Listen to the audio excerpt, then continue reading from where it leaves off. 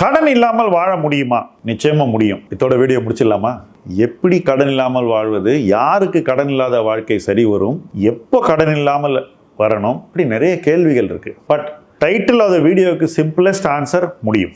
என் பார்வையில் சம்பாதிக்க ஆரம்பிச்ச உடனே கடன் வாங்குறவன் அடிப்படையில் ஒரு தப்பு பண்றோம். சம்பாதிக்க ஆரம்பிச்ச உடனே முதல்ல வர வேண்டிய விஷயம் கடன் இல்ல, சேமிப்பு.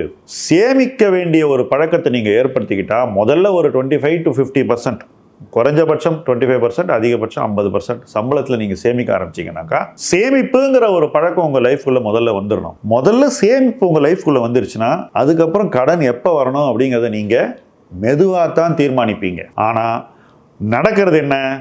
முதல்ல கடன் உள்ள வந்துடுது. கடன் முதல்ல உள்ள வந்த உடனே சேமிப்பு இல்லாம போயிருது. அதுக்கப்புறம் சேமிப்பு எப்போ வருது? காலம் கடந்து வருது. சேமிப்பு உங்க லைஃபுக்குள்ள வரவே மறுக்குது. ஒருவேளை தப்பி தவறி உள்ள வந்துருச்சுன்னா அது உங்க லைஃப்ல ரொம்ப ஒரு சிறிய ஒரு அங்கமாக இருக்கிறது. ஒரு மெட்டீரியல் ஆஸ்பெக்ட் இல்லை. அதாவது உங்க லைஃப்ல அது ஒரு ஒர்த்தான விஷயம் இல்லை. அது ஒரு ஓரத்தில் இருக்கு சேமிப்புங்கிறது. ஏதோ கடனுக்கு நீங்க செய்யற மாதிரி. அப்படிப்பட்ட ஒரு சேமிப்பு உங்களுக்கு என்ன செய்யும், என்ன செய்யுங்கிறத விட என்ன செய்யாதுங்கிறது ரொம்ப முக்கியம். நீங்க அடைய வேண்டிய இடத்தை அடைய மாட்டீங்க பொருளாதார ரீதியா. நாளைக்கு நீங்க ஒரு இடத்துல இருக்கணும்னு நினைச்சா நீங்க அந்த இடத்தை அடையறதுக்கு ரொம்ப நாள் ஆகும். நீங்க அந்த இடத்தை அடையிற நேரத்தில் மற்றவங்களாம் இன்னும் ஒரு பெரிய இடத்துக்கு போயிருப்பாங்க.